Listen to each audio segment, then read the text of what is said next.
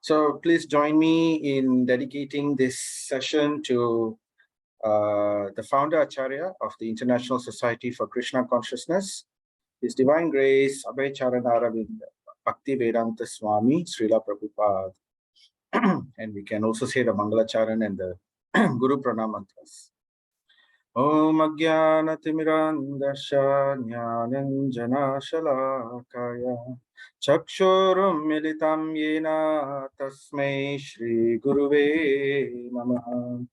Sri Chaitanya Manobhishtam Stapitam Yena Bhutale Swayam Rupa Gadamayam Dadati Swapadantikam Vandeham Shri Guru Shri Yuta Parakamalam Shri Gurun Vaishnavam Shri Rupam Sagrajadam Sahagana Raghunatanvitam Tam Sajivam Sadvaitam Savadutam Parijana Sahitam Krishna Chaitanya Devam Shri Radha Krishna Padan Sahagana Lalita Shri Vishakhamritam He Krishna Karuna Sindhu Dinabandhu Jagatpate Gopesha Gopika Kanta Radha Kanta Namostute Tapta Kanchana Gaurange Radhe Vrindavaneshwari Vrishabhanu Sute Devi Pranamami Hari Priye Jayatam Shuratau Pangur Mama Manda Matirkati Matsarvasva Padambojo Radha Madana Mohana Divyad Vrindaranya Kalpadrumadaha Shrimat Ratnagara Simhasanaustav Shrimat Radha Srila Govinda Devo Prestali Bihi Sevyamano Smarami Srimandrasara Sarambi Vamsivata Tatastitaha Karshan Venu Swanair Gopi Gopinata Sristunaha Jaya Sri Krishna Chaitanya Prabhu Nityananda Sri Advaita Gadadhara Sri Vasadi Gaura Bhakta Vrinda Hare Krishna Krishna Krishna Hare Hare Hare Rama Rama Rama Hare Hare Hare Krishna Krishna Krishna Hare Hare Hare Rama Rama Hare Hare Hare Krishna Krishna Hare Hare Hare Rama Rama Hare Hare Narayanam Namaskrityam Naram Chaivam Narottamam Devim Saraswatim Vyasam Tato Jayam Mudiraye Nashtaprayeshu Abhadreshu Nityam Bhagavata Sevaya Bhagavati Uttama Slokir Bhaktir Bhavatir Naishtaki Nigama Kalpatarur Galitam Phalam Shukamukadamrita Dravya Samvitam Vivata Bhagavadam Rasam Malayam Muhuraho Rasika Bhuvi Bhavaka Krishnaya Vasudevaya Devaki Nandanaya Cha Nandagopa Kumaraya Govindaya Namo Namaha Nama Pankajanabhaya Nama Pankajamadine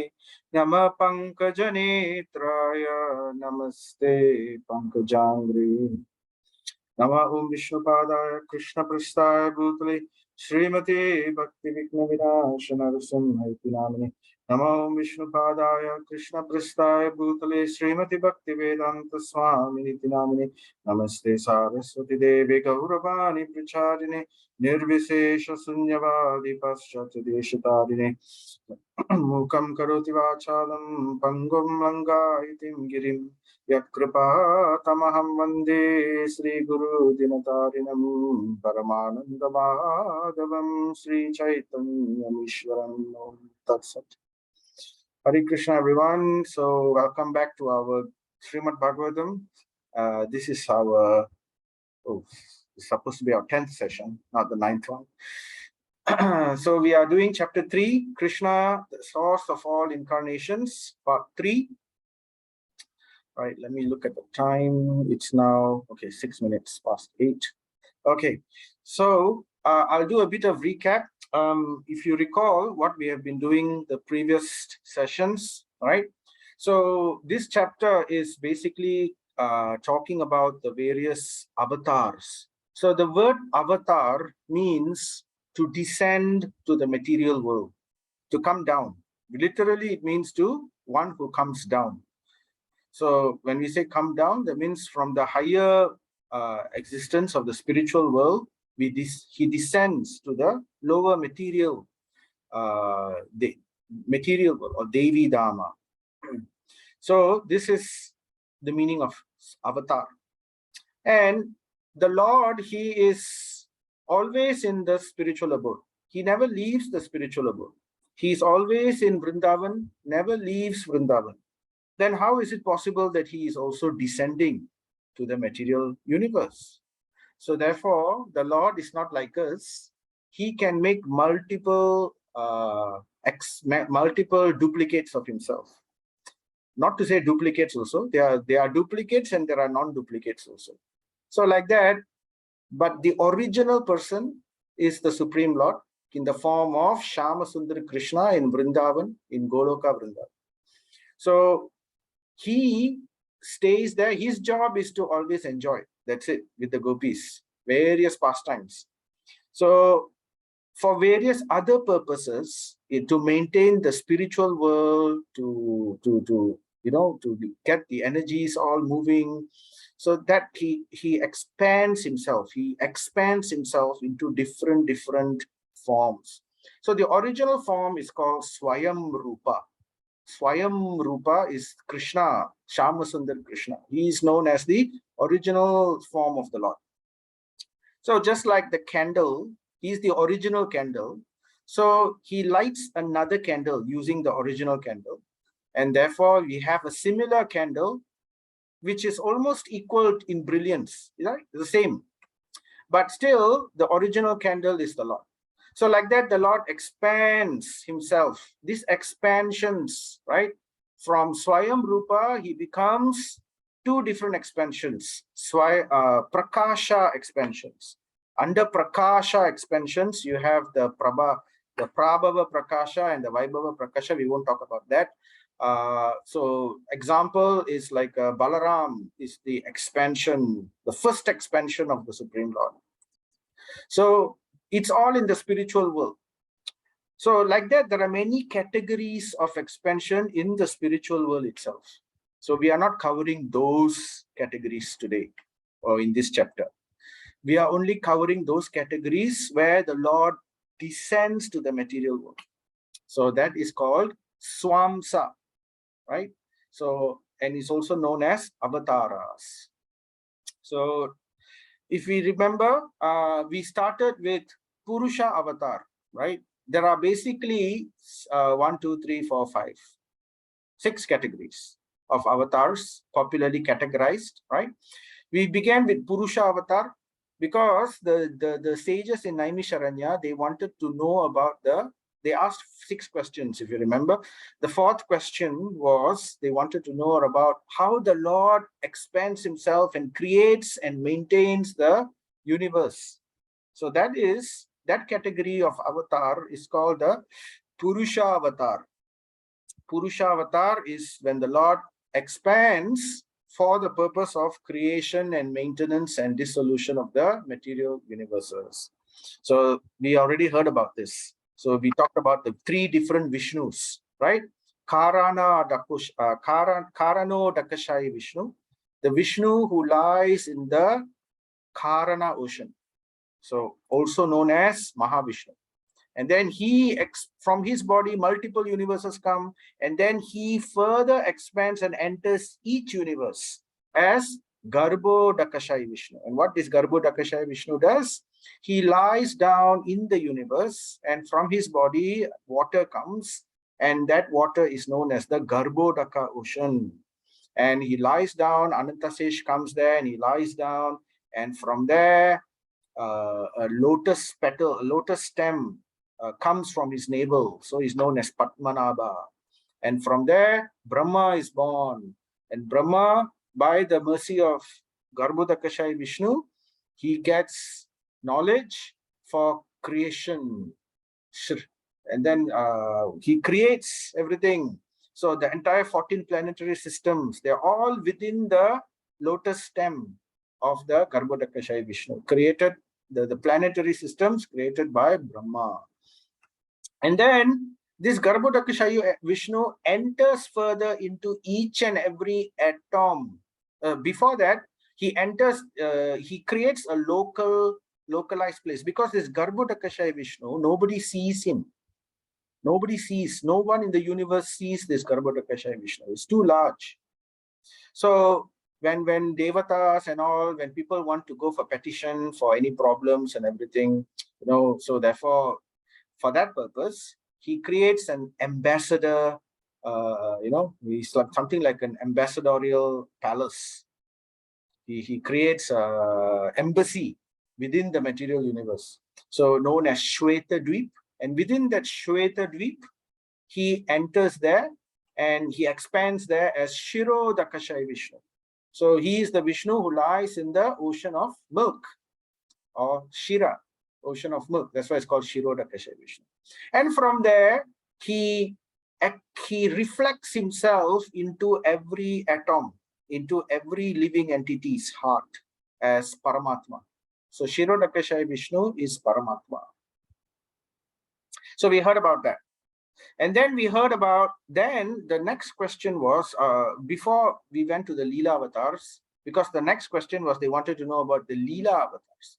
But we also briefly heard about the Guna avatars, because this is also part of maintenance and creation, the modes of nature, goodness, passion, and ignorance. So we heard about how this Shiro Dakashai Vishnu, he becomes the Lord in charge of the mode of goodness, Sattva Guna, Shiro Dakashai Vishnu.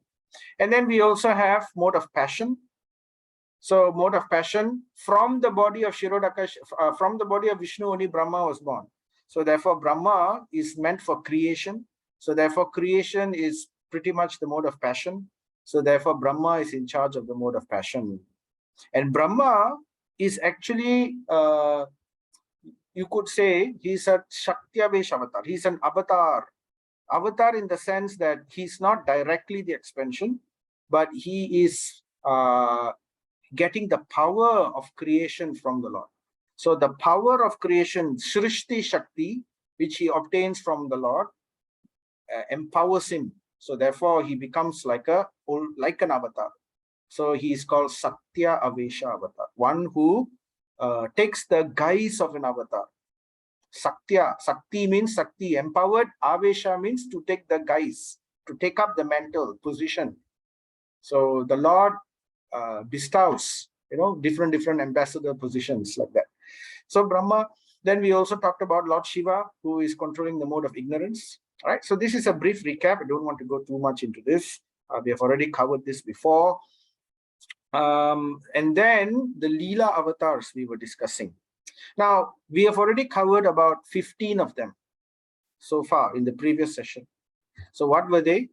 So the Leela avatars, Leela avatar means basically pastime. Leela means pastimes. So the Lord descends to carry out different pastimes for various reasons, because he wants to enjoy those pastimes, especially.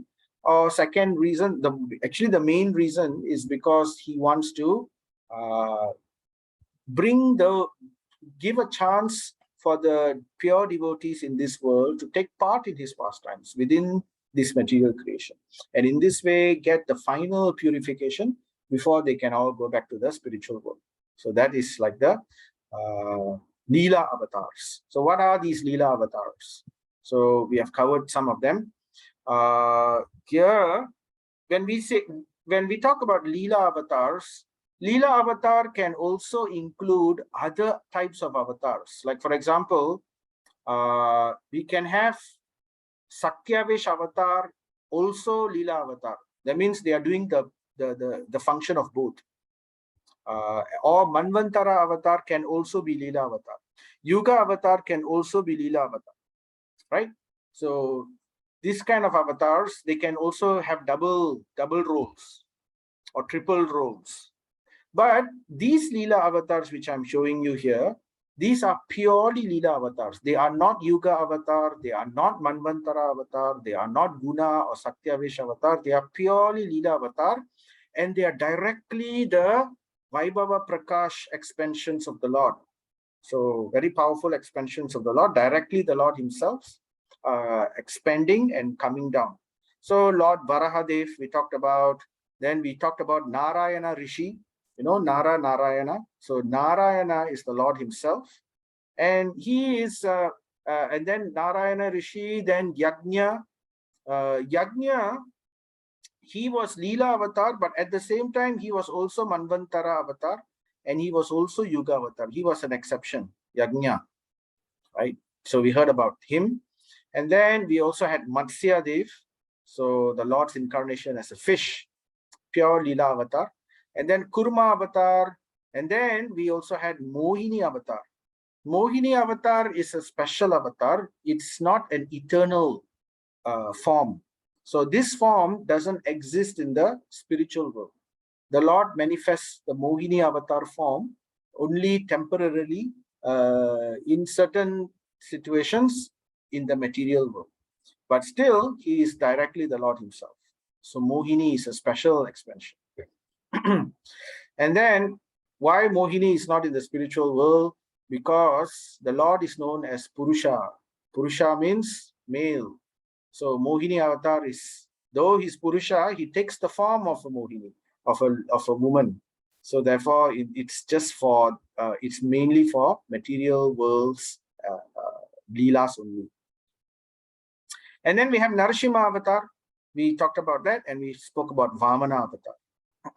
Now, Vamana avatar also, he has a double role. He is Leela avatar. He is also Manvantara avatar. Now, what is this Manvantara avatar?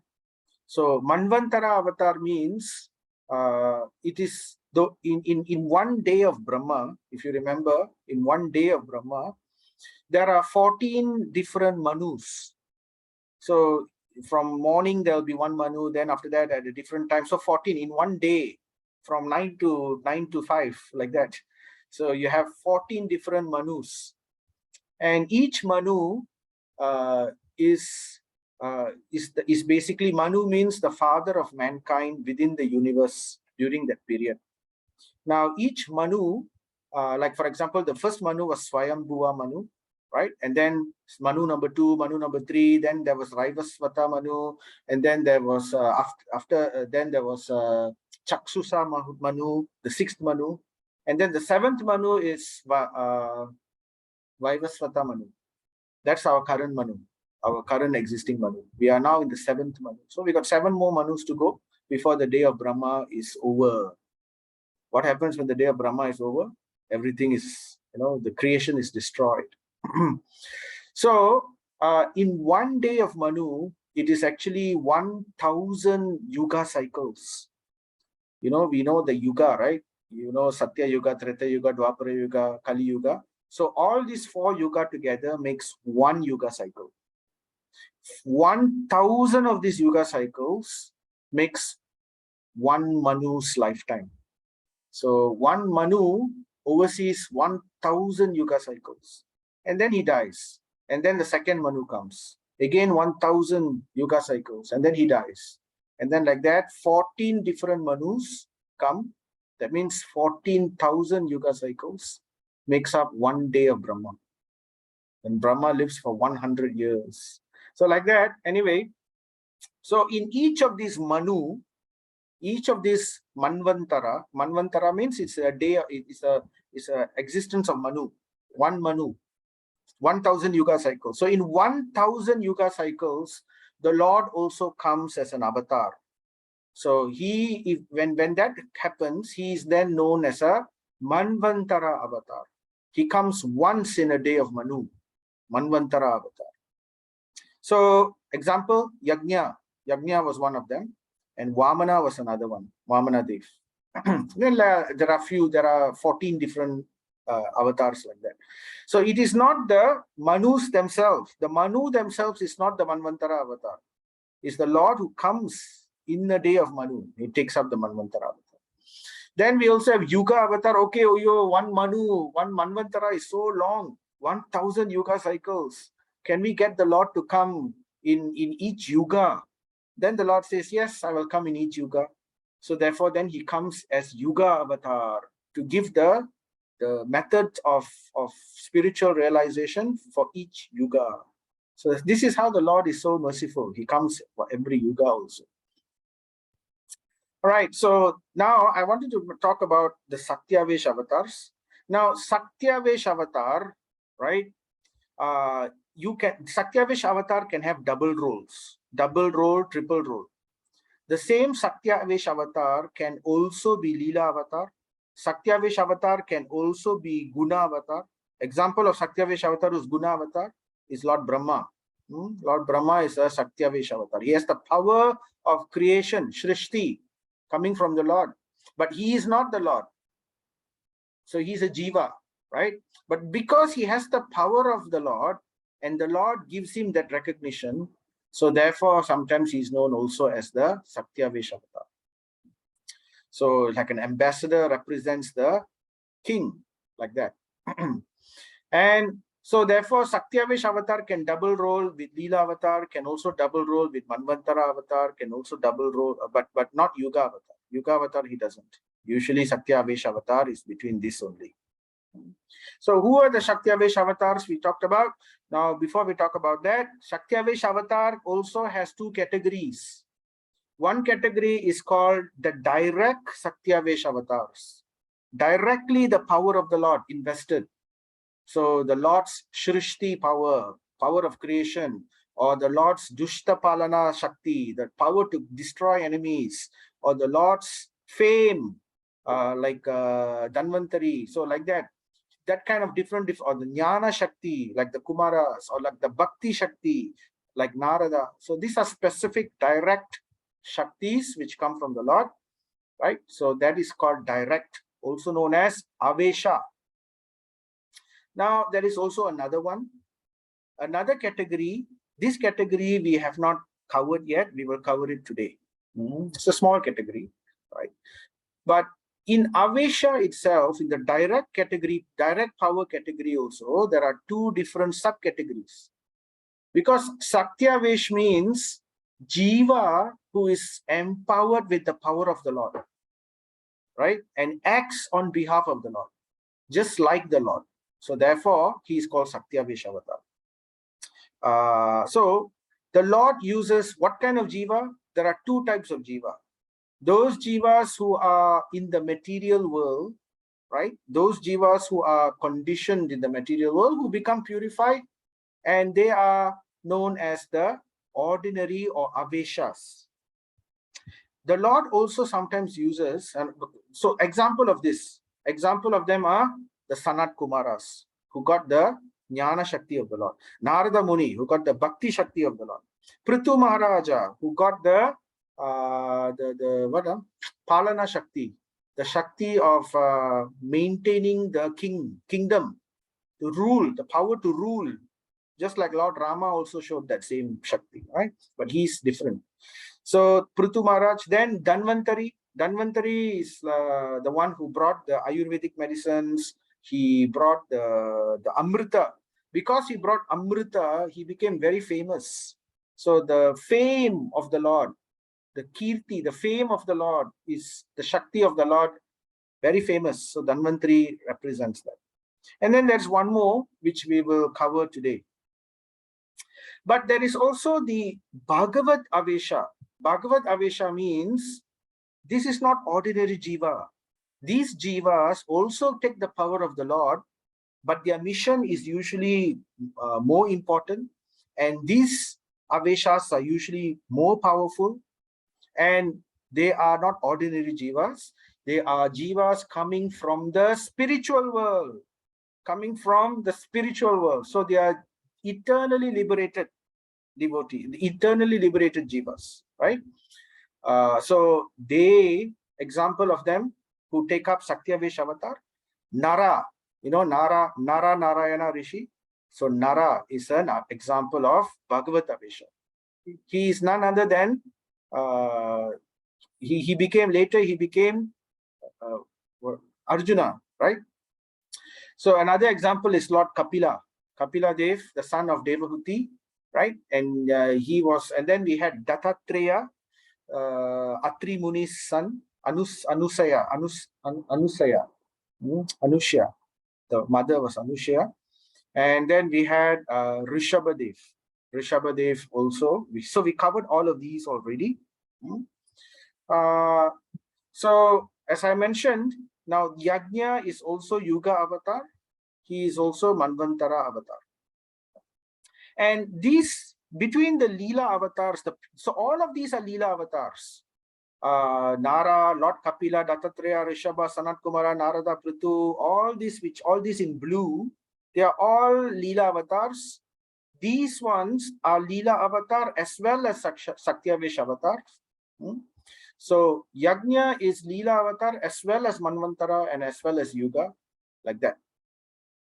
Vamanadev is also Manvantara avatar. I should put an arrow there. Now, amongst these Leela avatars, so far we have covered 15 of them. 3 of them are especially powerful.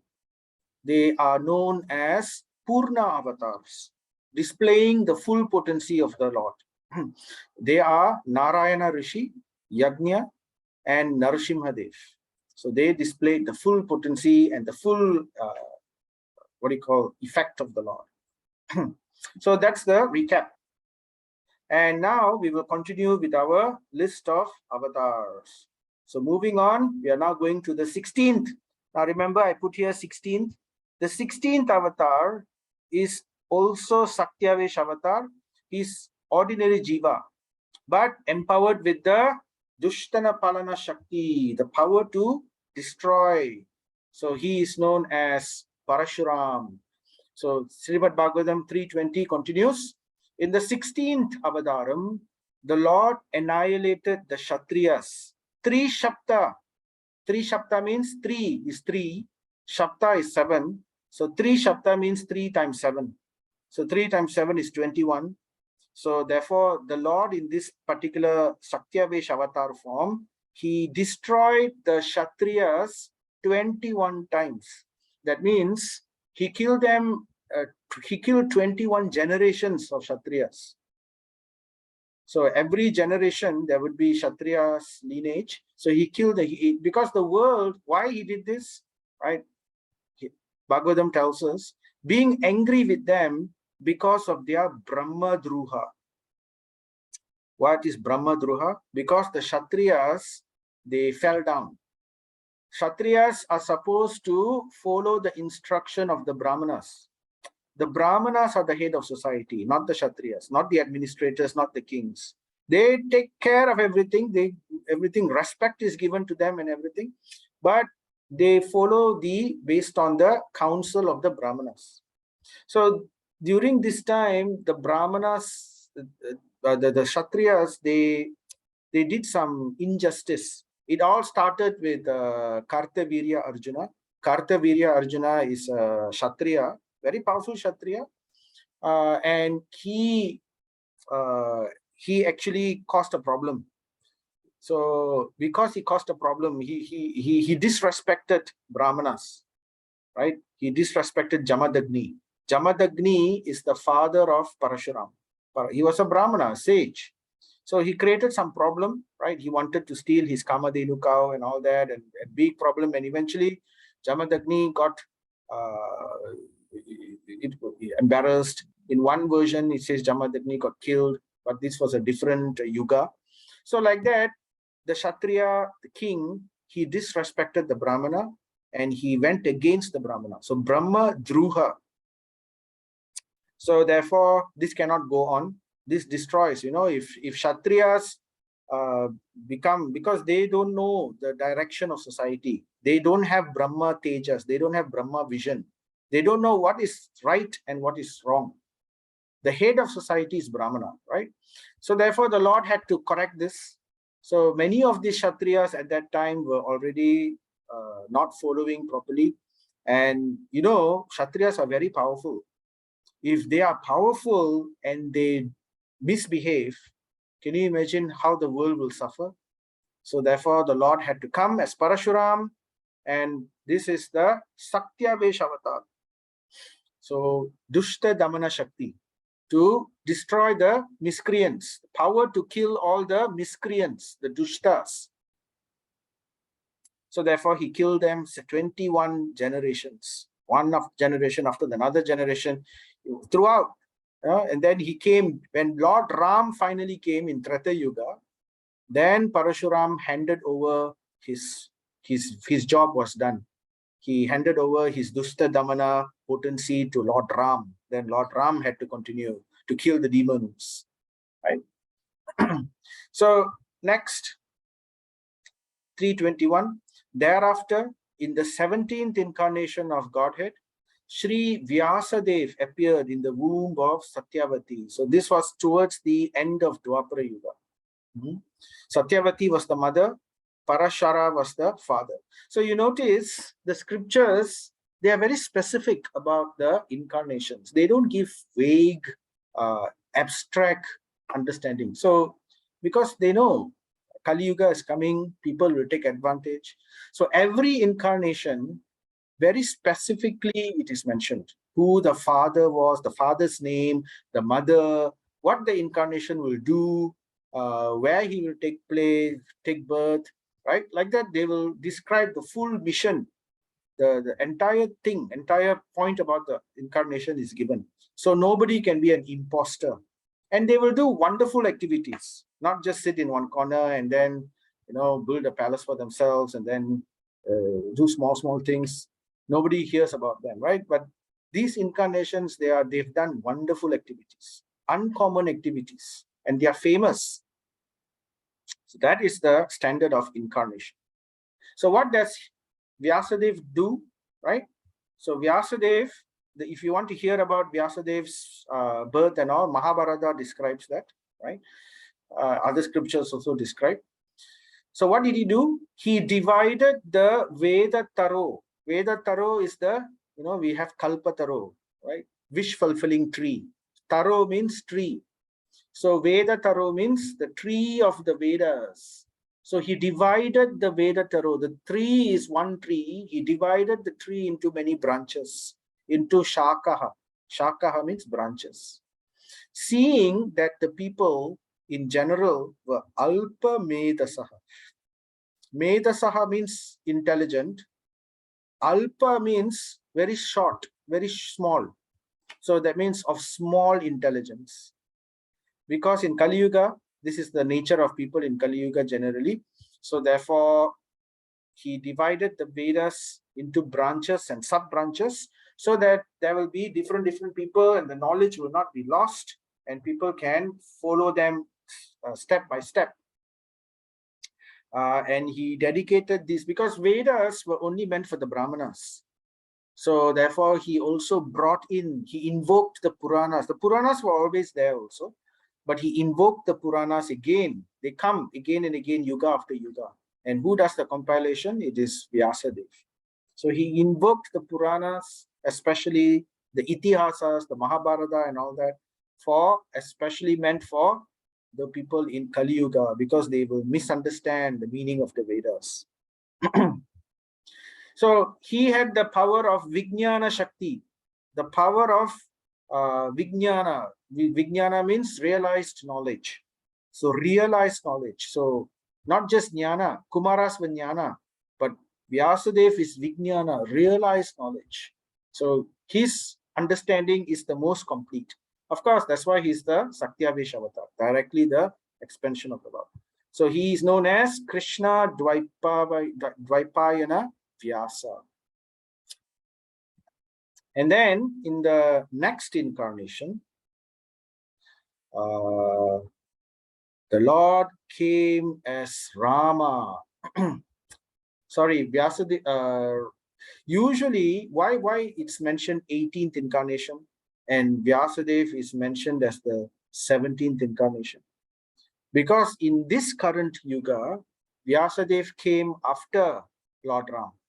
Because in this particular cycle of yuga, Dwapara Yuga and Treta Yuga became switched. Usually Dwapara Yuga will happen first, then Treta Yuga, then Kali Yuga. But there was a special pastime involving sage Gautama and all that. So they wanted Lord Ram to come earlier because the wife of Gautama Rishi, Ahalya, she was cursed to be a rock. And then they told that when Lord Ram comes, this happened in Satya Yuga. So they said that when Lord Ram comes, Ahalya will be freed. So, and when Lord Ram will come in Treta Yuga. Oh yeah, but Treta Yuga only happens after Dwapara Yuga. So then Agastya Muni, he had the power that he said, let Treta Yuga come first. And then only Dwapara Yuga come. So therefore, Lord Treta Yuga came before Dwapara Yuga in this particular cycle. And this only happens once in a day of Brahma. When Krishna comes, when Chaitanya Mahaprabhu comes. So it's special. Treta and Dwapara get switched. So, but here generally, in each and every 1000 cycle in a Manvantara, usually the Dwapara comes first, then Treta comes. So therefore, Vyasa will come first, then only Rama will come. But in our current cycle, Vyasa came first. So that's why he was 17th, right? So in the 18th incarnation, the Lord appeared as King Rama, Nara Devatvam, Raghupati Raghava, Raja Ram. So it is, we all know about the pastimes of Lord Ram. So why did he come? So he came as a Nara, as a man, human being, Nara, and as a king also, right? And what did he want to do? So he, in order to perform some pleasing Sura Karya, some pleasing work, Karya means work. Work for who? Work for the Devatas. He wanted to do some pleasing work for the Devatas. It's a big understatement, this one, because actually the Devatas were really in big trouble because they were being terrorized by Ravana, Kumbhakarna, and all these people, right? So Ravana had caught all the Devatas and he had put them in a very embarrassing situation. Like, Ravana was building a staircase to heaven, and it's described that he actually tied the Navagrahas and kept them on the steps. So therefore, he'll step on the step before he climbs the throne the steps to his throne. So it's a very embarrassing position. They were brought to do very menial job for Ravana. So therefore, to please the Devata, so it's very nicely, very diplomatically mentioned here, to perform some Surya Karya, pleasing Sura Karya. Sura means the Devatas. So he wanted to help the Devatas. And he exhibited, and what did he do? He exhibited Viryani, great bravery, great superhuman prowess. Though he was human, but he showed superhuman prowess. Example, what kind of superhuman prowess? Many examples. One example is by controlling Samudra. Srimad Bhagavatam uses this particular term. Remember the pastime when they wanted to cross over the ocean, Lord Ram went and, as a human being, he showed the example. I will first pray to the Lord of the sea, Varunadev. But he prayed, and then the Varunadev didn't come. And then finally, he wanted to threaten. So he said, if you don't come now, I will shoot my arrow into you. And then you will destroy everything. destroy the universe. Then Varuna Dev appeared. So by controlling Samudra, this is an example. Many other examples, building the bridge, the Setu Bandha, the floating stones, the power of gravity itself, breaking the bow of Lord Shiva, Shiva Dhanus, and then of course killing all the different terrible Araka and Arakis, right? Tataka and all that. So like that. So these are and Lord Rama is very special. He is also known as Purna Avatar, displaying full potency of the Lord within earth. So it's described in the Garga Samhita. So one of the few Purna avatars. So therefore he is worshipped as the Supreme Lord directly also.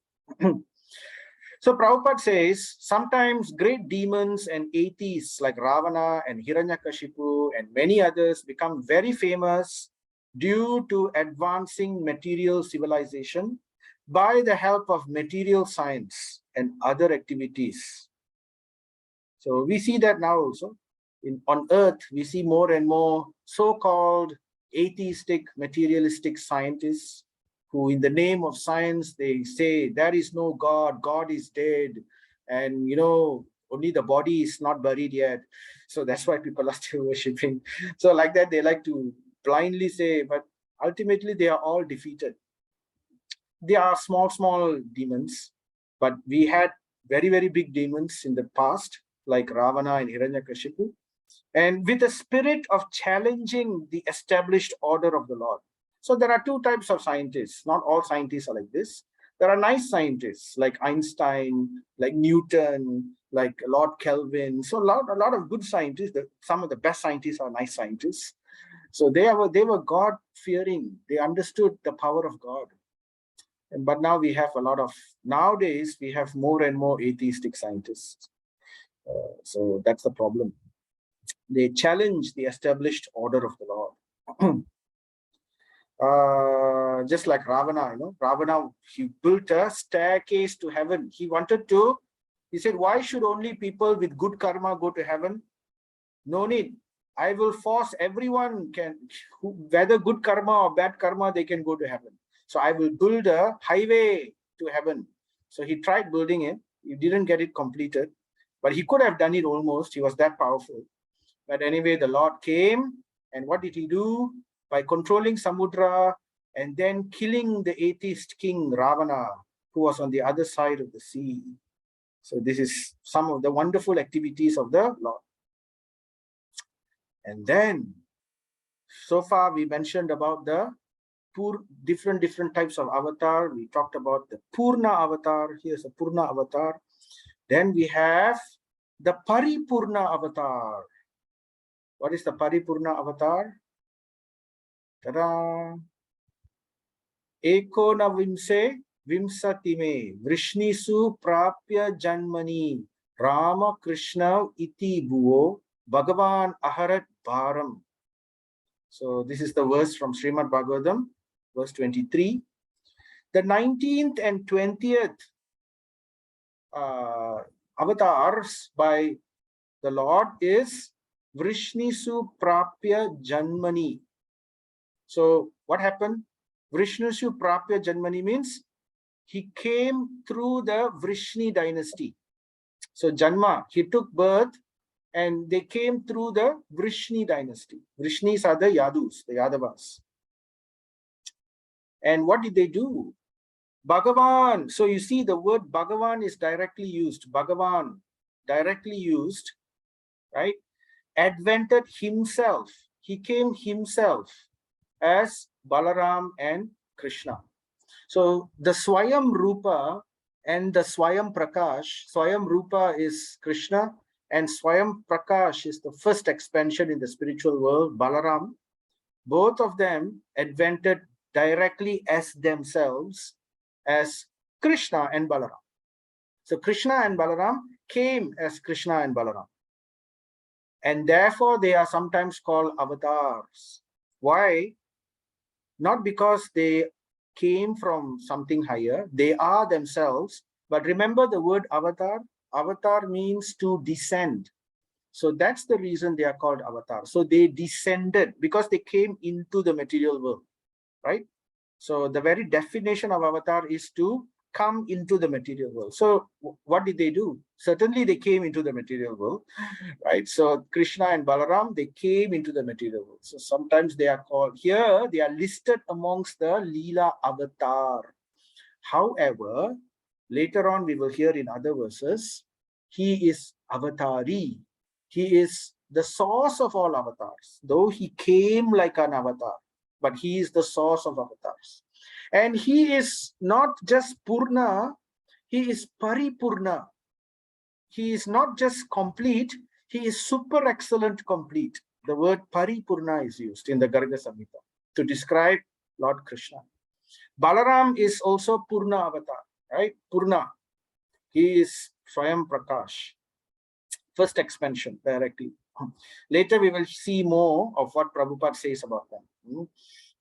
So what did they do? They came as Krishna and Balaram as themselves, right?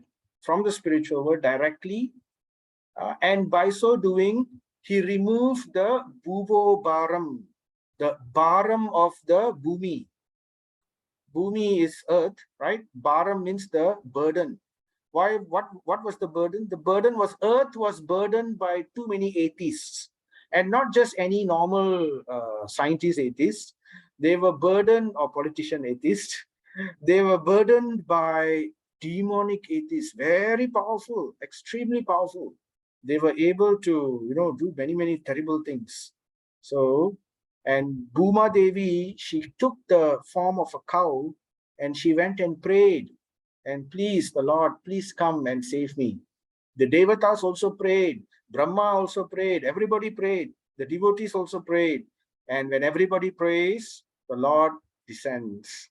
And then he arranged for the nakshatras to come in a perfect formation. The planets were all in a perfect formation, never before seen in a day of Brahma. So in one day of Brahma, such a formation of planets and nakshatras was never seen. And this happened, and it was called Jayanti. So Jayanti is not a word which is used loosely. It is used only for the Supreme Personality of Godhead when he comes as Sakshat. We don't say Rama Jayanti. We don't say Narasingha Jayanti. It's not correct. Sometimes they say Narasingha Jayanti, but it's not. You won't find scriptural reference. The word Jayanti is used only for the Lord, the Supreme Lord directly, Sakshat, right? So therefore, it's a very special, unique arrangement of the planets and the stars, where it indicates the Lord of Goloka Vrindavan, the original personality of Godhead, Swayam Rupa Bhagavan Krishna. He directly appears. It's like a red carpet, the red cup is the king of all red carpets you put, because you are now getting so therefore the planets and the nakshatras arrange themselves this way. So therefore he came. So you can see, how he killed Kamsa together, Krishna and Balaram. Krishna and Balaram also, they were killing many demons, this Dhenukasura and all the other demons, right? So very nice pastimes they performed, right? So here's a picture. So this is Krishna Balaram of Vrindavan. Nice, very beautiful deities. And this is Krishna Balaram also, another artist expression. So Lord Balaram is known as the beauty of the Lord directly manifested. There are few incarnations which manifest the beauty of the Lord, like Mohini Rupa, Ramachandra, Vamana Dev. They all manifest the beauty of the Lord. Balaram is also manifesting the beauty of the Lord. Of course, the Lord himself is directly the beauty manifested itself. So therefore, Krishna and Balaram are very beautiful. They're very attractive. So when both of them are walking together in the streets of Mathura, can you imagine all the people in Mathura? They can't help themselves. They were just so attracted to these two personalities, Krishna and Balaram. And they performed maximum number of pastimes, more than any other incarnation ever performed, right? So therefore, they are the, and here Prabhupada says, Lord Krishna, he mentions in the purport here, Lord Krishna is not an incarnation of the Purusha. He is directly the original personality of Godhead. Later we will hear more on this also. So let's move on. So after that, what happens? Next, 324. In the beginning of Kali Yuga, so after Dwapara Yuga, then Kali Yuga came, right? After Krishna left, then Kali Yuga came. Now in Kali Yuga, the Lord is known as Tri Yuga. He doesn't come so much in Kali Yuga. In fact, he doesn't come in Kali Yuga. Therefore, he's known as Kali Yuga, the Tri Yuga, right? Sarvabhauma Bhattacharya, he describes the Lord as Tri Yuga. It's mentioned in the Vedas. But that is just one part of the story.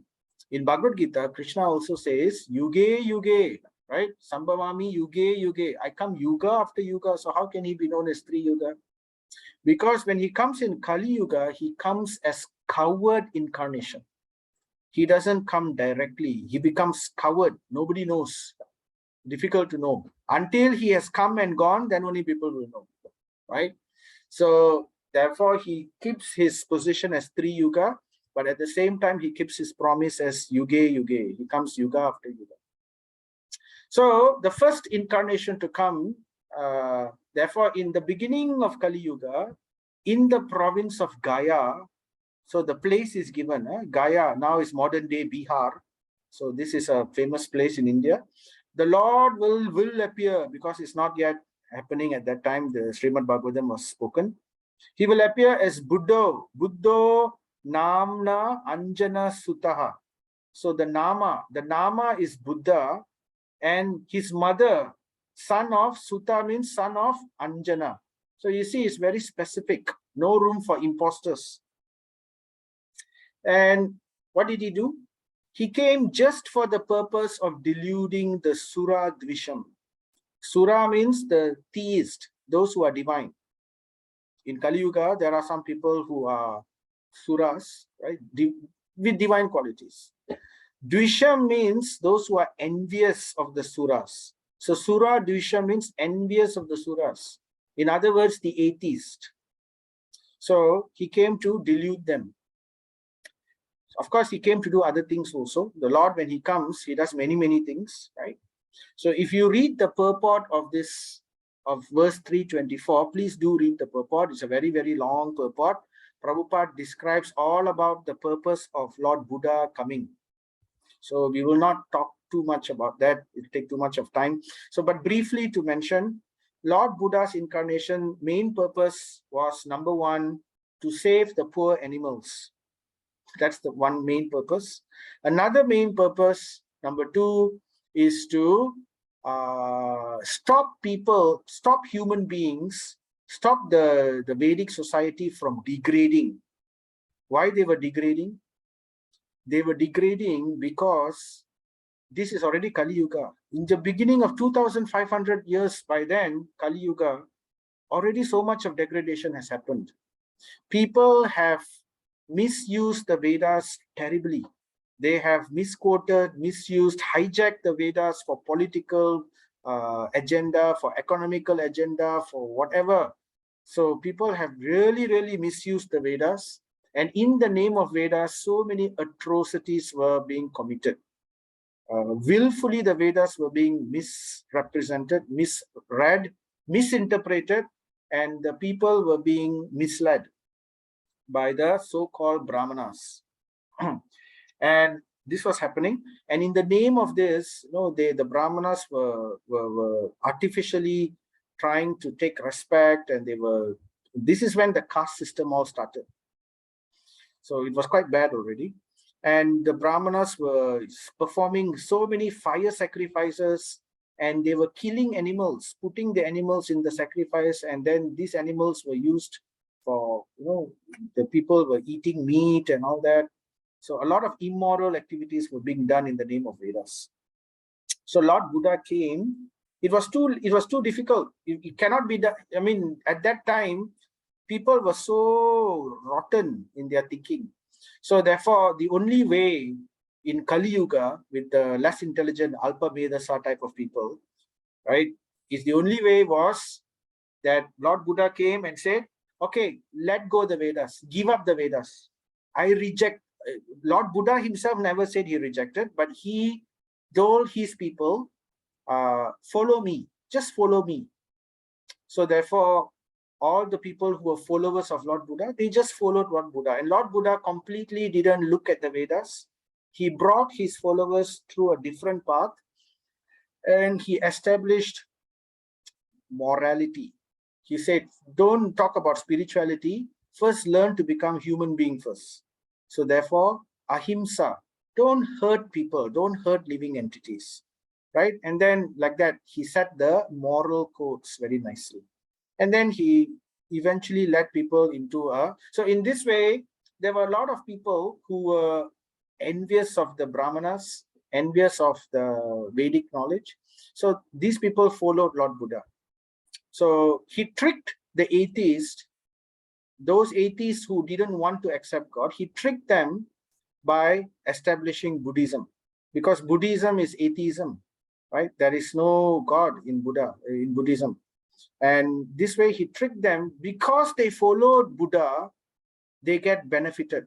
Because they followed the teaching of a Satyavesha avatar, they get benefited. In their next birth, they get a higher birth. If Lord Buddha did not come, then the Vedic society would have plunged further and further down into hellish situation, because they were misusing the Vedas. So that's what he did. He saved the animals at the same time. So, and then later, step by step, the Vaishnava Acharyas came to re-establish Vedas again back in India. So therefore, this was his purpose, his mission. So please do read the purport for deeper understanding about Lord Buddha's mission. And then Kali Yuga became worse. Kali Yuga became worse and worse and worse. 2,000 years, 5,000 years, 7,000 years, 10,000 years, 100,000 years later, going to become. Now we are only 5,000 years past Kali Yuga. So in the future, 100,000 no, 200,000 no, 300,000 no, 400,000 years later, about 427,000 more years in the future, right? The Kali Yuga will end. So close to be around that time, what happens? This is a prediction. Ataso yuga samdhyayam dasyu prayeshu rajasu. What it means? Therefore, in the conjunction atasu yuga sandhyayam, in the evening of the way of the yuga, when the yuga, you know, the sandhya period is the period between two different, like dusk, like in the evening time. So it's between day and night. So that's called a sandhya period. So in the yuga sandhyam, in the interchange of the yuga, when the yuga was about to end, so at that time, what happened? This particular verse here describes the situation of the world at that time. Dasyu prayesu rajasu. That means, prayeshu means almost all of the Raja, almost all of the leaders, the kings, the administrators, the politicians, the whoever, almost all of the leaders, what have they become? They have become dasyu. They have become plunderers, murderers. They have become exploiters. This is what's happening. So we are very much going in that direction, as we know. If you see the political news and everything, we have wonderful leaders in all strata of society who are all going in this direction to become dasyu, plunderers, right? So this is what will happen. Many plunderers everywhere you will see. And these people will become the so-called leaders of society at different levels. And it will go on and on. Situation will become worse. There will be different destruction and semi-destructions and going on. And it seems Bhavisha Purana describes the lifespan of people will be reduced to only 25 years. They will be considered lucky if they live up to 25 years. Right? Already, from 100 years, 75, 60, 50, 40. So at the end of Kali Yuga, 25 years will be the lifespan. And people will be very, very fallen. And what else will happen? Janita Vishnu Yasaso Namna Kalkir Jagatpati. So during this time, when everywhere the world are plunderers, at the end, what will happen? The Lord will incarnate again. And how will he incarnate? He will incarnate as Kalki. Jagatpati will come as Nama Kalkir, name, by the name of Kalki. And who is his father? Vishnu Yasa. Vishnu Yasa Janita, that means born to Vishnu Yasa. And in other scriptures also they mention about how he is born in a village. The name of the village also is mentioned, Shambhala. So therefore, in India, currently there are about 200 people who claim they are Kalki avatar. So you can trace them, whether they're really born to Vishnu Yasa or whether they are born in the village of Shambhala. They are not, obviously, because people don't know, so they accept. So this happens, right? And he will kill all of them. He will come and he will vanquish all of them.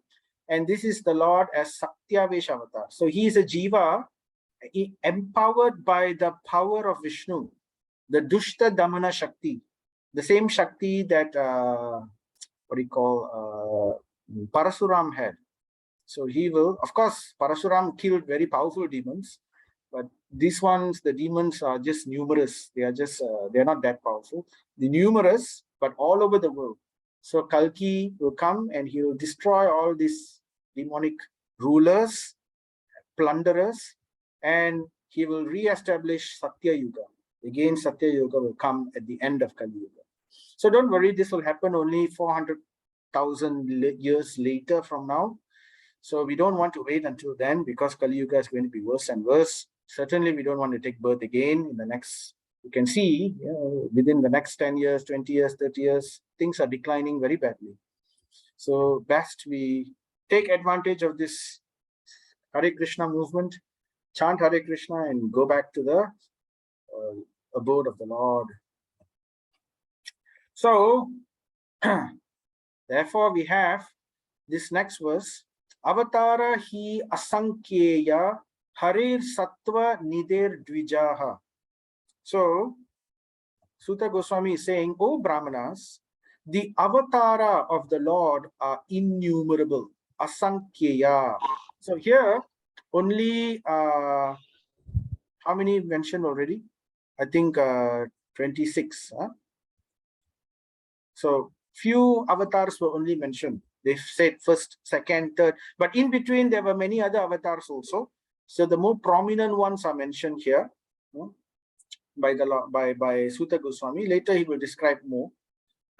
So, O Brahmanas, the avatara of the Lord are innumerable. Many, many, many, many of them. And they have come in different days of Brahma. Different yugas, different manvantaras, thousands of times, hundreds of thousands of times. So many, many billions of years, the Lord comes again and again. And these avatars are all described in scripture. So in our current yuga, right, in our current yuga cycle, all the avatars which are supposed to come are described in our scriptures. So the Lord will give the scriptures which are necessary for each of the yuga cycles. So Prabhupada says, the list of incarnations of the personality of Godhead given herein is not complete. It is only a partial view of all the incarnations. So therefore, we continue the next part of the verse. Yata vidasinaha kulyaha sarashaha syuhu sahasrasaha. So sahasrasaha, they are like thousands and thousands of what? like Sahasra rivulets of flowing from inexhaustible sources of water. Imagine one source of water breaks into many branches or rivulets of water or streams, like just like a a waterfall breaks into many rivulets. So in the same way, the Lord expands. He comes again and again in different incarnations. In fact, Prahlad Maharaj in the later parts in Canto 7, he will repeat the same point. He will say, "My Lord, you manifest as many incarnations as there are species of life."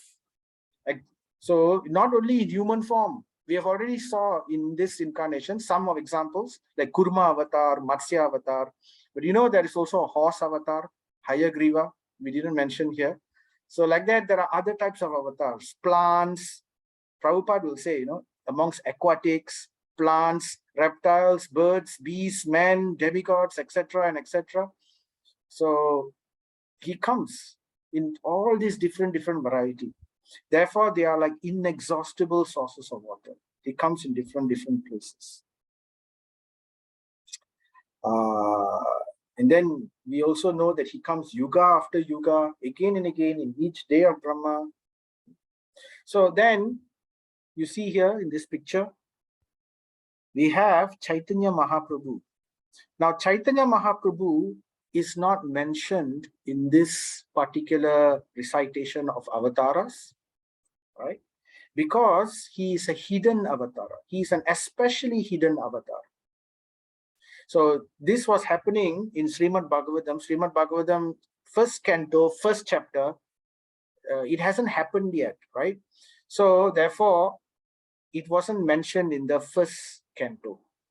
But Sukadev Goswami will mention the avatar of Chaitanya Mahaprabhu in the 11th canto. Actually, even Prahlad Maharaj will speak about Chaitanya Mahaprabhu. He will describe how in Kali Yuga there will be a Lord who will advent himself to spread the holy name. And then in the 11th canto also, there is a special verse. I put a verse here. Krishna Varnam Tvisha Krishnam. So this person, the Lord, he is Tvisha Krishnam. He is actually the Lord himself. He is Krishna himself, but he is not having the color of Krishna. So his color is different. Sango Pastra Parshadam Yagne Sankirtana Prayer Yajanti he Sumedasaha. So just now we heard Alpa Medasaha, the less intelligent, right? Now this is Sumedasaha, the most intelligent. The most intelligent people, what will they do? They will worship Yajanti and they will perform the sacrifice, Yagya, which is Sankirtan sacrifice, Sankirtan, right? The chanting, congregational chanting of the holy names of the Lord. And this is the sacrifice which will be propagated by this person, by the Supreme Lord, Krishna, who comes as not Krishna in color. So color is different from Krishna's color, but what he will do, he is Krishna himself, and he will propagate the Sankirtan Yagya.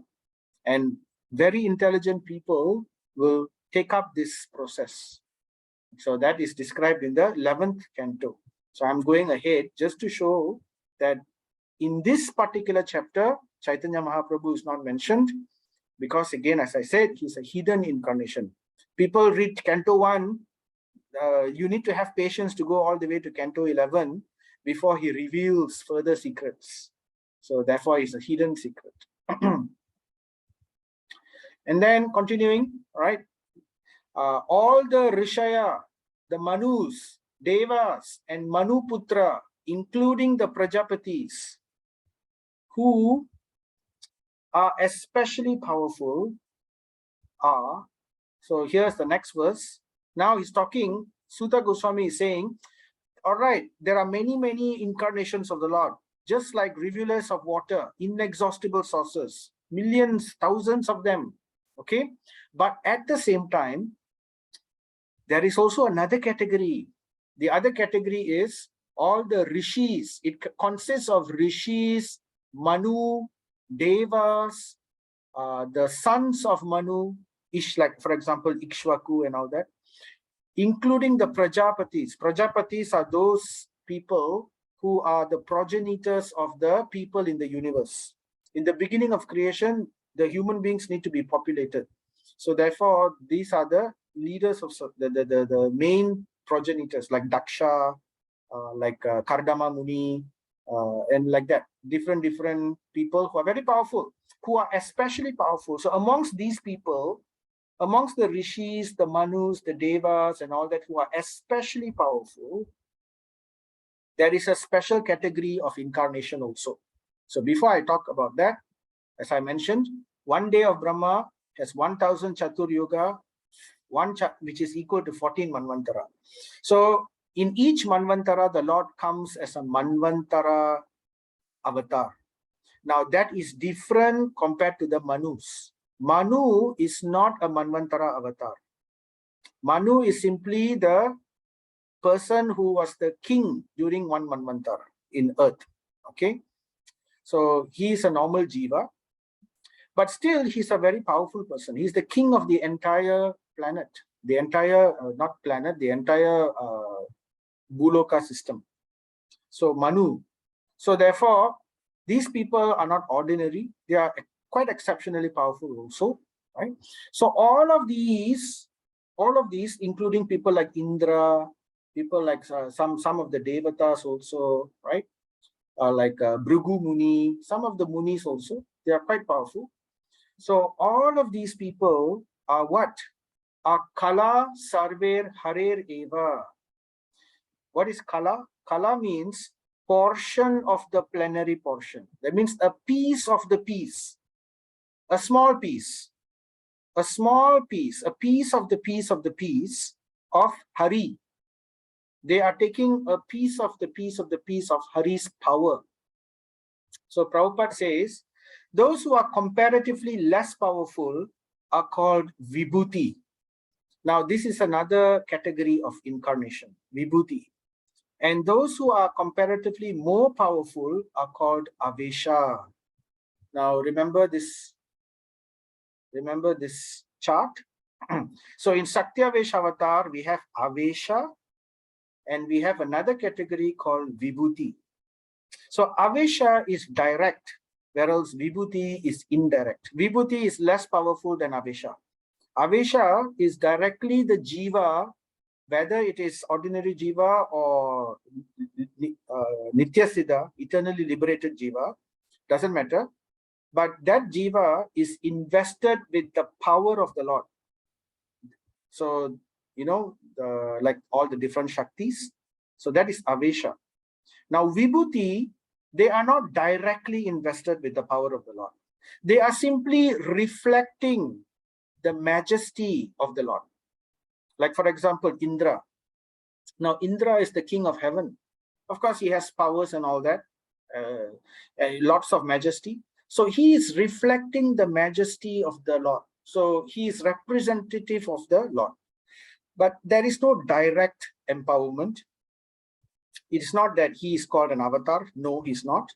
But still, he is connected to the Lord. Just like the king. Now, the king is known as a representative of God on earth, right? So, Raja Rishi. So, therefore, if you have a Raja Rishi or a king, right, he is known as the representative of God on earth. So, for the citizens, they respect the king like God. Similarly, like the wife, like, you know, the wife also respects the husband, like in ancient Indian tradition, we have that kind of, you know, understanding. Then we also have like the child worships the father like God, but he's not God, but given the due respect, right? So that way, Indra is also respected by the devas like the leader. So some people, there are some jivas, some of these people like the munis who are especially powerful and all that also, they are considered vibhutis, indirect Saktyavesh avatar. So also known as Saktyavesh, but indirect. So like that, we also have Guru Tattva. So Guru is also a representative of the Lord. So we also worship the Guru like God. So you could say that the Guru is also Satyavish avatar.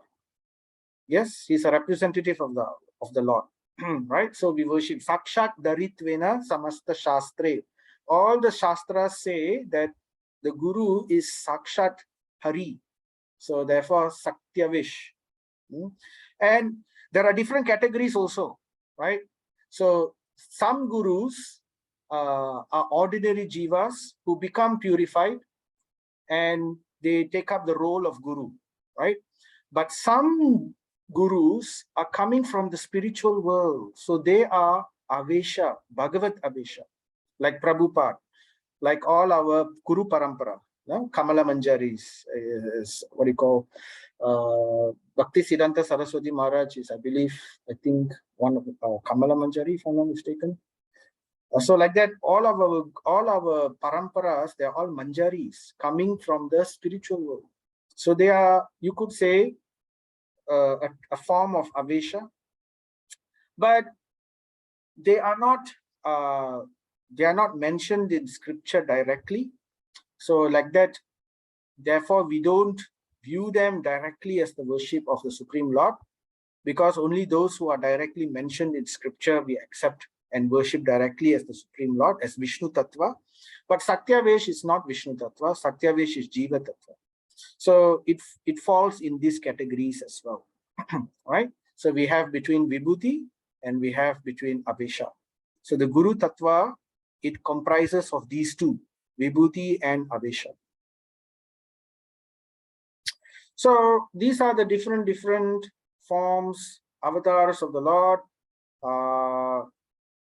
And are these all the only categories?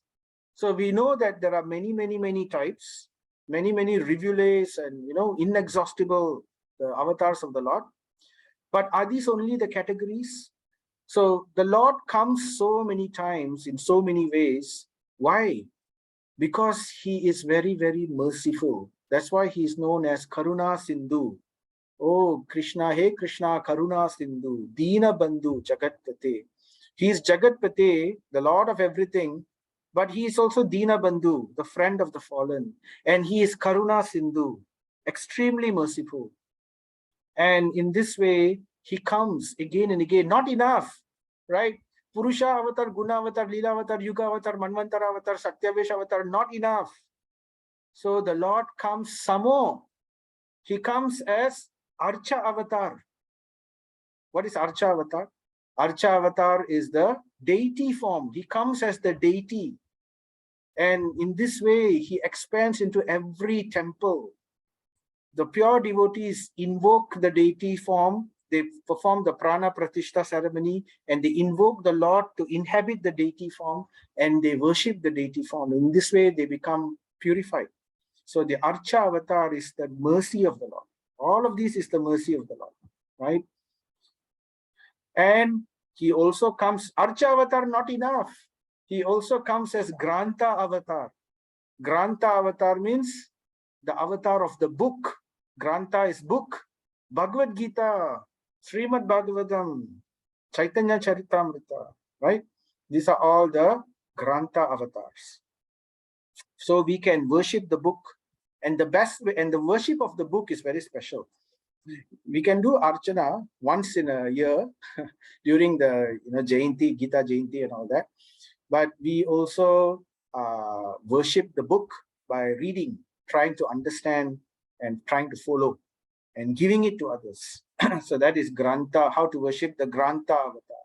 So we can always take association. They are directly Sakshat.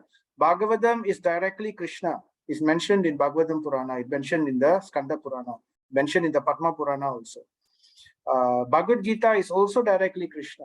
Mentioned in the, I don't remember where it's mentioned, but it is mentioned. Not enough. Because Kali Yuga is very fallen age. Very terrible. People are still so fallen. They don't worship the deities. They have a bunch of people who say idol worship. We don't want idol worship. So they destroy idols. So we have such people. Book also, they don't want to accept. So the Lord came in a way where they have no choice but to accept. He came as Nama Avatar, the holy incarnation of the Lord. So the names of the Lord are the same potency of the Lord also, to the extent that our faith connects. So therefore, we don't take in Christianity also, right? One does not take the name of the Lord in vain, right? The name of the Lord is directly the same as the Lord also. So, Nama Avatar, the chanting of the holy names is not ordinary. We are directly invoking Krishna. It is directly the connection with the Supreme Lord. So these are all the different incarnations of the Lord. So now we come to the final verse, 328, or the second last verse. Ete chamsa kala punsa Krishnastu Bhagavan Swayam Indrari Vyakulam Lokam Hridayanti Yuge Yuge. It's a very famous verse. We should remember this verse, 328. So Krishnastu Bhagavan Swayam Ete chamsa kala punsa. There are so many different amsa and kalaha. You know, all these, ete means all these, cha, all these, you know, amsas, the different expansions, kala. Just now, earlier we said kala is the portion of the expansion. It's like the vibhutis and all that. So all these amsas and vibhutis or kalaha, right, coming from the one, pumsa. Pumsa means the one, supreme. So all these forms coming from the one pumsa, right?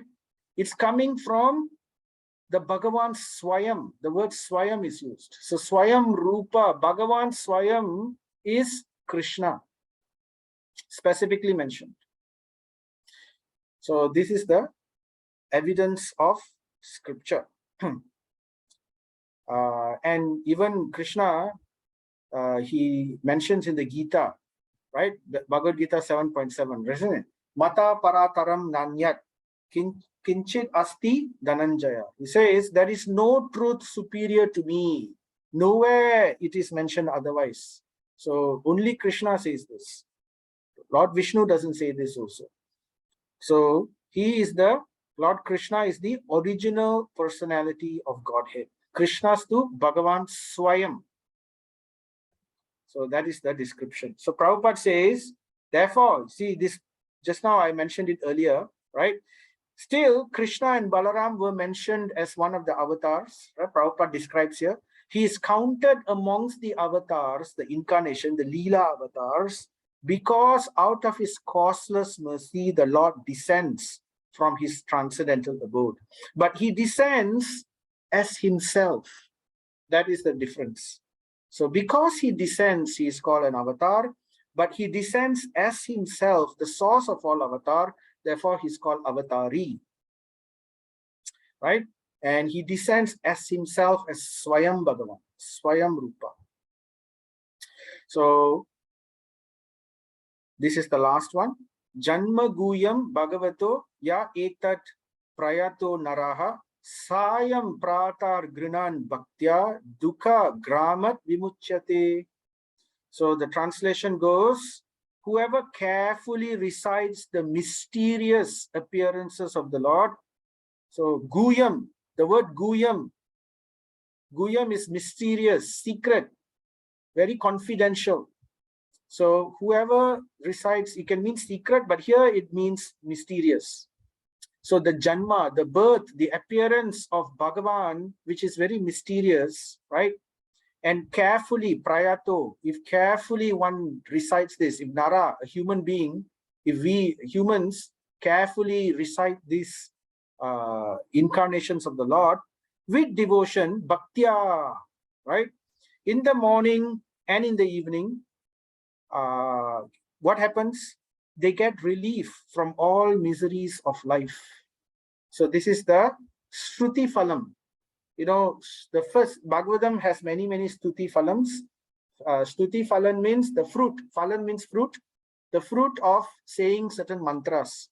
So these particular verses 1 all the way to verse 29 of Srimad Bhagavatam, we can recite it like a mantra, just like how we recite Narasingha Stotra, right? The different mantras. We have also the what do you call Narayana Kavacha, which comes later in Bhagavatam. So like that, we have different sets of prayers. So this is the first set of prayer which we can recite, simply in chanting the incarnations of the Lord.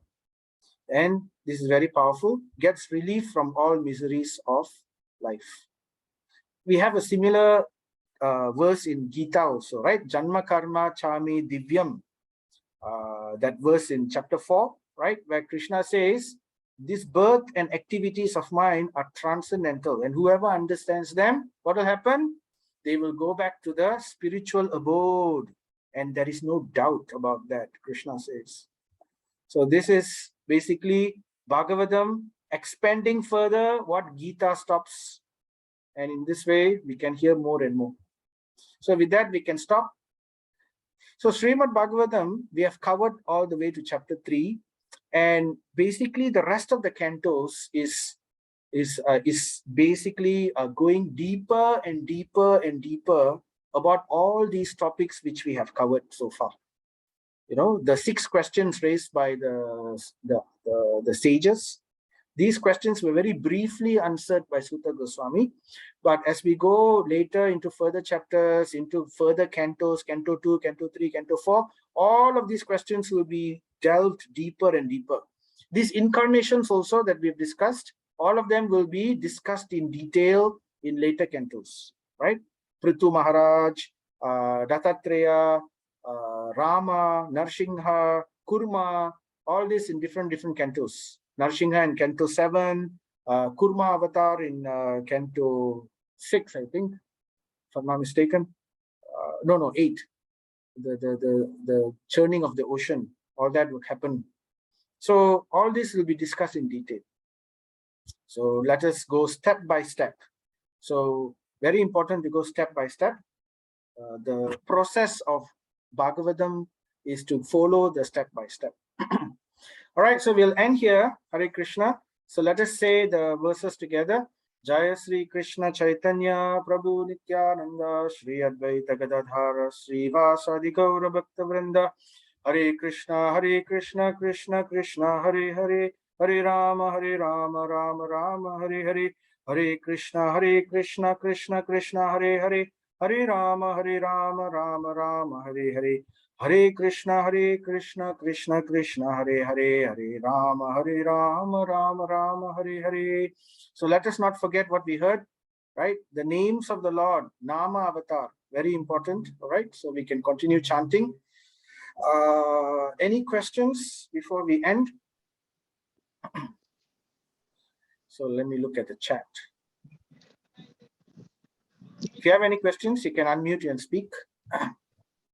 Prabhu, Rajanya Prabhu. Yes, Prabhu.